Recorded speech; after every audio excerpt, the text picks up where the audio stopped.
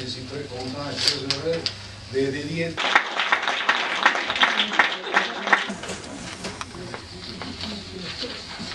Dans cette cuisine-là, il y a un réfrigérateur. Ah, dis donc. En voilà une nouveauté. Un réfrigérateur où l'on a collé des penses bêtes, un calendrier de l'an dernier, des piments en forme de cœur, une baleine sur le dos qui, en respirant, laisse couler des gouttes d'huile sur toute la porte. La baleine, c'est un aimant en caoutchouc. Elle n'est pas entourée de krill, mais d'autres aimants d'où pendent de sinistres factures d'électricité et de gaz. Sinistres, voilà pourquoi. Elles sont sur le point de dépasser la date limite de paiement. Des aimants qui vont tomber et où il y a des numéros de téléphone qui ne veulent pas glisser. Ils réclament le premier appel à la bien-aimée. Ils supplient qu'un autre soit donné au glacier. Un appel urgent au plombier et le dernier au marchand de tourtes. Dans le réfrigérateur, il n'y a que du vent. Il y a une grotte. Ce n'est pas la grotte du géant Fingal. Celle-là se trouve en Écosse et parmi les notes d'une sublime ouverture de Félix Mendelssohn. Non, celle-ci, c'est la grotte de la glace éternelle. Celle qui demeure éternellement dans les bacs à glace du congélateur durant de longs hivers. Avec condescendance, un rayon de lune descend sur le réfrigérateur.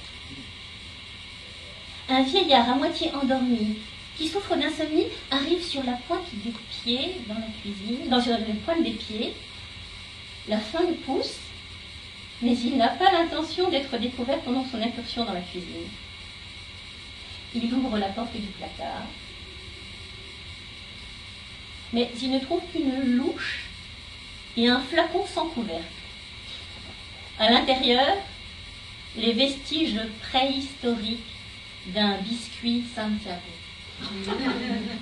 L'insomniaque ouvre le réfrigérateur et que trouve-t-il? Rien. Il y a cependant quelque chose, un écriteau, et voici ce qu'il dit. Ici a vécu, jusqu'à la semaine dernière, une escalope milanaise.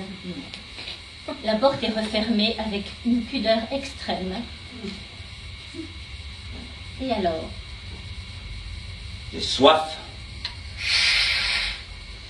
Ce qu'on a entendu ensuite, était-ce le chat sur le toit? Un verre. De l'eau.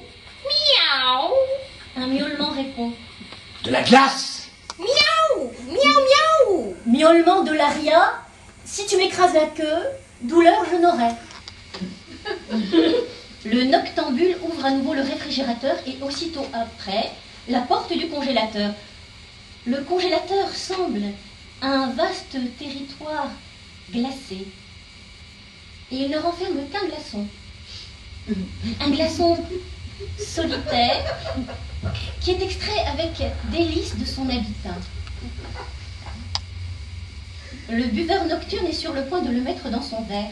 Non, Geronimo, arrête! Qui est-ce qui a parlé? S'il te plaît, ne fais pas cela. C'est toi, Bastet? Non, ma petite chatte, non. Rapporte-moi tout de suite au réfrigérateur. Mais qui êtes-vous? Le glacier. Ici. Ah, le glacier, bien sûr, c'est ça. Plus vite. Il ne manquait plus que cela. En un tour de main olympique, Geronimo, encore endormi, ouvre le réfrigérateur, met le glaçon dans le congélateur, puis referme la porte du vieil appareil électroménager. Merci. Je suis bien sûr à votre service, mais s'il vous plaît... Lente pause, qui, au fur et à mesure que passent les secondes, donne au drame plus d'intensité et de perplexité. Avec qui suis-je en train de parler? Court miaulement en si bémol. Ah, tais-toi, Bastet. Avec qui ai-je parlé à l'instant? Avec la lenteur d'un détective, Geronimo, le verre à la main, ouvre à nouveau le réfrigérateur. Il cherche le glaçon et le laisse tomber dans son verre.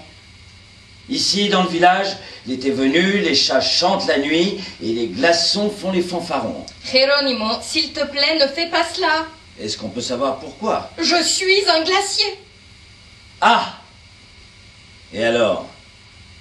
J'ai déjà entendu cela. Ce doit être un mauvais rêve de l'été. Il était plus que suffisant pour moi d'avoir la nuit dans ma propre chambre, l'inauguration du Festival international des moustiques, mais maintenant, en plus, un glaçon qui parle. Un glacier! Je n'en peux plus. Un bon verre d'eau bien fraîche et ce délire de la nuit va passer aussitôt. Une giclée d'eau du robinet. L'homme assoiffé se dirige vers les robinets de l'évier à laver la vaisselle. Tu ne vas plus avoir chaud et moi, je ne vais plus avoir soif. Il ouvre un robinet, un filet de rien du tout. Il ouvre l'autre, pas la moindre goutte. Et maintenant? Pourquoi ne coule-t-elle pas? Il n'y en a presque plus dans les conduites, ni dans les tuyaux. Geronimo a trouvé sous le buffet sa caisse à outils. Voyons si, avec résolution et habileté, il peut rapidement résoudre le problème.